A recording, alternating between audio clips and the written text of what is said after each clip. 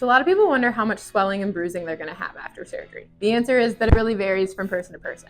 A lot of bruising is very normal. Sometimes people bruise all the way from their hip down to their ankle to their toes, whether you had a hip replacement or a knee replacement. Sometimes people don't get very much bruising at all. Same thing with swelling. A lot of times your knee, if you had a knee replacement, is going to be very swollen. The hip is a little harder to swell. You will get some swelling in the hip, but a lot of times for both hip and knee replacements, the swelling goes all the way down into the ankle, the foot, and that's just because of gravity. So that's why elevating is important. When you see that you have all this swelling down lower in the leg, you can get that foot up above your nose level, toes above nose, and that's what's going to help that gravity bring the swelling back up into the leg. There's also a fine line between doing too much activity and doing enough activity, because some of the muscles in your lower leg actually help with what's called venous return.